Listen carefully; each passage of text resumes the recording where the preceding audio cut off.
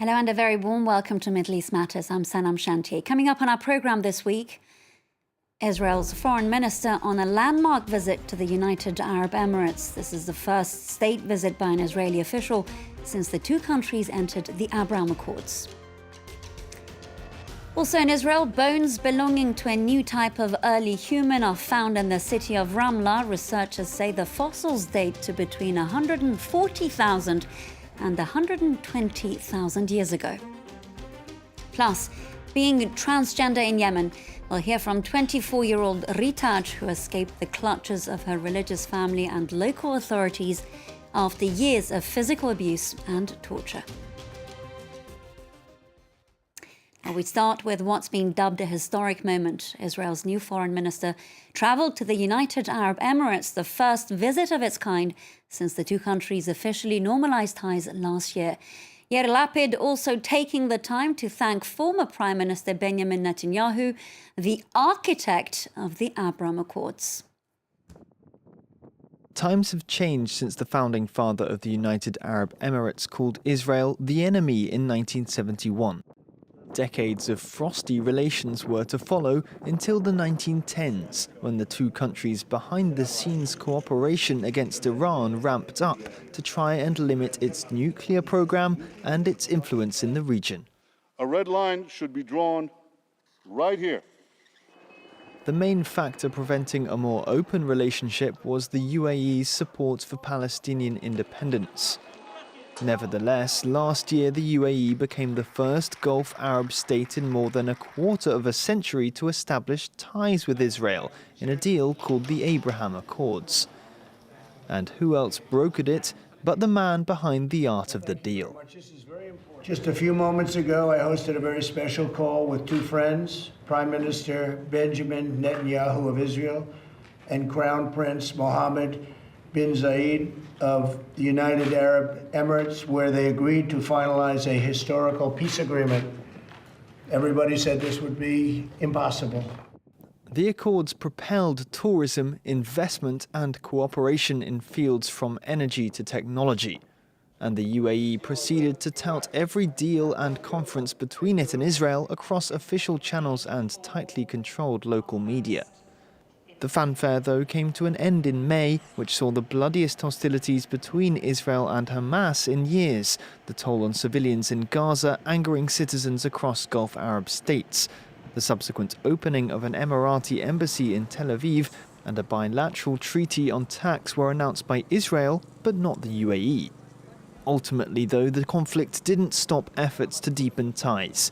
The exchange of diplomatic missions continues, and on the 14th of June, the UAE welcomed the new Israeli government, indicating that normalization would continue beyond the change in leadership. Now, it could be the missing link which sheds further light on human evolution. Researchers in Israel have discovered what they say is a new type of early human. Sharon Gaffney has the story for us.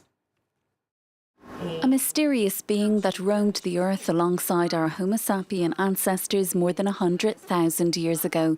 Experts say these fossilised bones belong to a previously unknown group of human. Archaeologists spent 2 years excavating the remains from the quarry of a cement plant near the Israeli city of Ramla. The team created digital reconstructions of the fossils and compared them to other ancient humans. They share some characteristics with Neanderthals and Homo sapiens, but have a very different skull structure with no chin and very large teeth. The chin is characteristic of modern humans, of the Homo sapiens. And in the Nesher Rameh, the first thing we could see is the absence of the chin. And then we knew right away that this is a different story. This is not a Homo sapiens. And then we had to figure out what it is. The researchers say the discovery challenges accepted ideas that Neanderthals originated in Europe before migrating south. What we have found is that the Nesher Rameh homotype is actually the population source of the Neanderthals, and which migrated from here to Europe. The team suggests that previously discovered fossils dating back as far as 400,000 years ago could belong to the same prehistoric human type, providing a missing link between a Neanderthal population that later interbred with Homo sapiens. Other experts say that may be a leap too far without more detailed research. She was born Hosam, a popular Arabic baby boy name, to a strictly religious family in Yemen's port city of Hodeida. From a young age, she didn't feel comfortable in her clothes, in her skin. So behind the closed doors, she would shave her body hair and put on makeup, imagining what it would be like to be a woman. Now, Hossam's life turned upside down when she was detained because of the mere shape of her eyebrows and subjected to torture. Today, Ritaj, a transgender woman, is living in France, having escaped the clutches of her strict relatives and the country's Islamic rule. Ritaj joins us by Skype. Ritaj, it's great to have you with us. Tell us about growing up in Yemen and the challenges and the violence that you experienced in what's largely a very conservative society. In Yemen, I was subject to teasing, bullying and harassment from the people around me, from my family, everybody. I had even been raped by my relatives because of my sexual orientation, because I'm different. In the end, it was only when I left my district that I felt free. That was when I went to university. As a student, I rented a room and lived on my own. I could finally live as I wanted. I could put on makeup, wear dresses, do anything I wanted when I was alone in my room.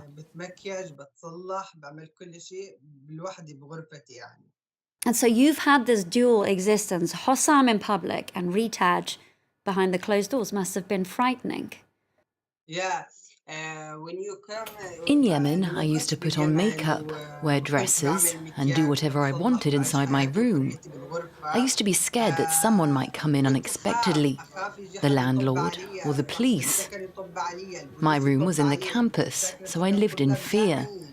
That's why I used to wait until midnight, when everyone was in bed, to live my way. I had to wait until everybody went to sleep. Otherwise, I couldn't live, because at any time, anybody could come in, my neighbors or the police. I wasn't living freely unless everyone was asleep.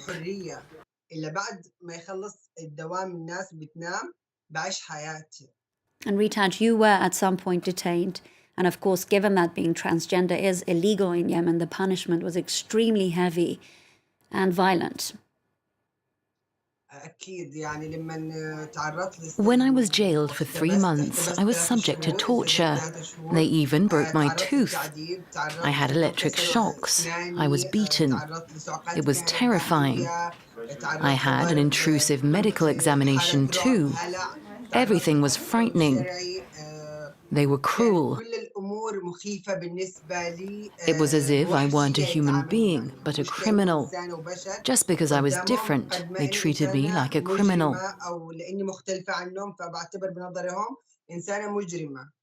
At what stage did you decide, Ritaj, enough is enough, and you decided to leave Yemen?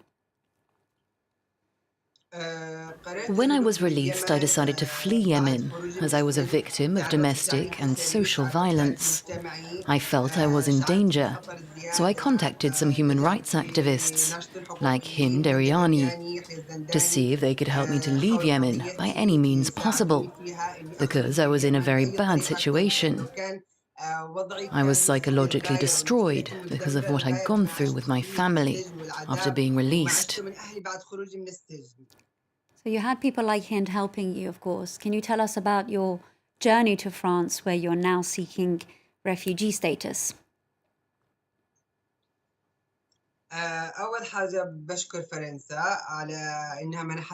First of all, I want to thank France for having given me a humanitarian visa, which I got from the French embassy in Egypt. It took 4 months. I was scared in Egypt after I fled Yemen. I was threatened by my family and by other people I knew. Some people published my pictures on social media. They wanted to see me arrested in Egypt or in Yemen. I had a very tough time before I came to France.